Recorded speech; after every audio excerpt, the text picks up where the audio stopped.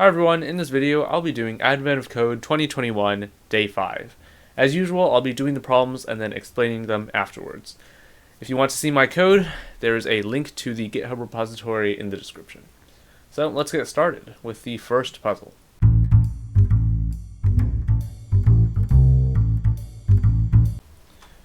Alright, so that took a bit of time to run, but let's see if the answer is correct. Alright, let's go. It's correct. It's time to move on to part 2 now.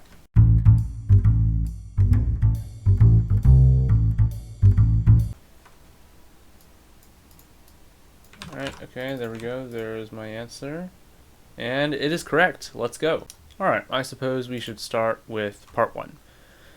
Okay, so the problem is, or the puzzle, you come across a field of hydrothermal vents on the ocean floor. These vents constantly produce large opaque clouds, so it would be best to avoid them if possible.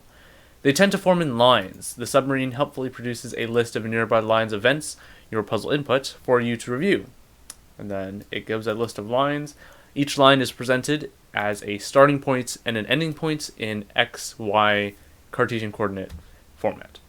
The question is, which coordinates contain lines that, which coordinates are covered by more than one line? For part 1, we only have to consider vertical and horizontal lines, so ones that have the same X or Y coordinate for their start and ending positions. So we want to filter out all the non-vertical or horizontal lines. So the question is, at how many points do at least 2 points overlap? So what I did here was pretty standard, I think.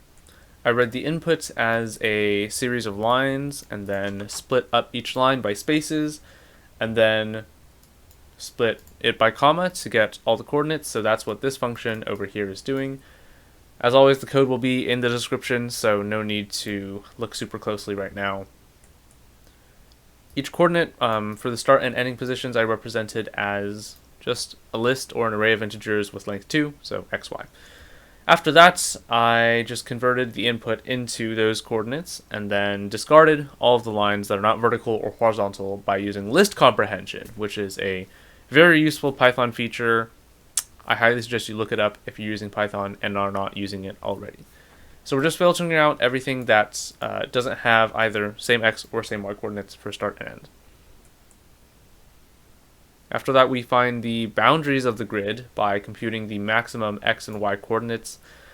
We are also guaranteed that these are positive, just empirically by looking here. There's no negative coordinates or anything, so we're safe there.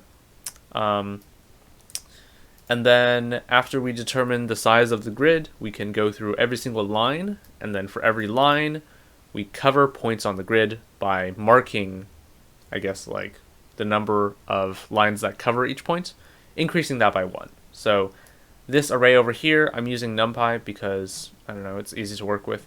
And then we just add 1 to our answer if the point in the grid has more than, or at least 2 lines covering it.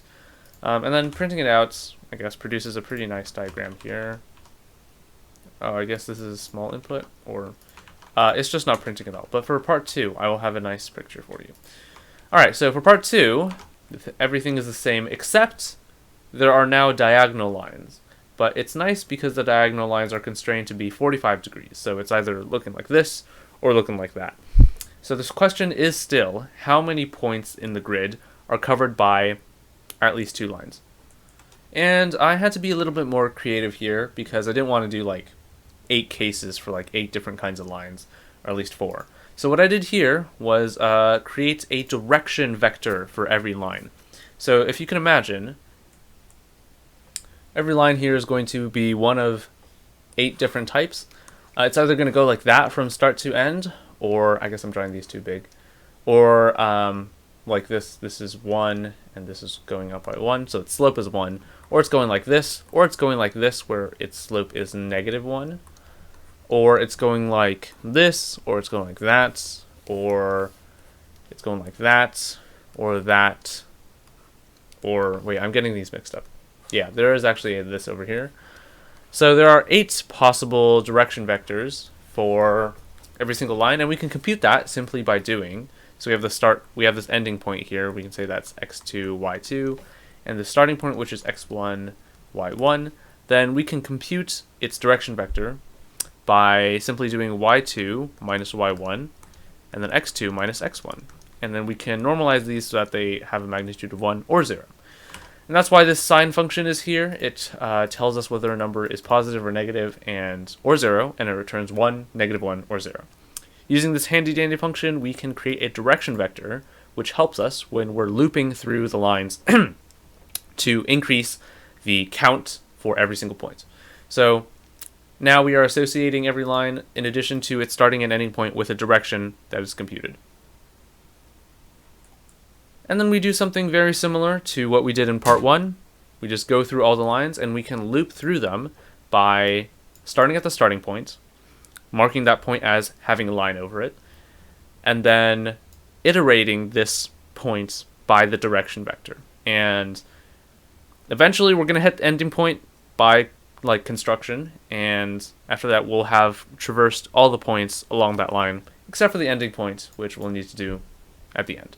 So using this method, very similar to part 1, except with a direction vector now, we are marking all the points in the grid that have, I guess we're going through all the points in the grid and counting how many lines cross over it.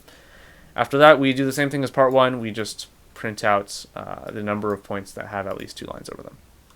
So for this one, I actually managed to make a somewhat pretty picture. So let me just... So yeah, I suppose that's it for Advent of Code 2021, Day 5. Today's puzzle was still on the easy side, I think. Maybe not easy, but easier than it's going to get. It's going to get quite more difficult. Case in point, Day 20 from last year. But yeah, today's puzzle didn't require any fancy algorithms or anything. Did require that bit of ingenuity about direction vectors. But, that was... Other than that, pretty straightforward. If you did find this challenging, however, I hope this video helped, and of course it's not like a trivial puzzle. But yeah, all in all, I enjoyed today. It advanced the story a little bit, so I think that's going to be it for today's video. If you have any questions, as always, feel free to leave them down in the comments below. Hopefully you enjoyed this video, and I will see you tomorrow for Day 6. Thank you for watching.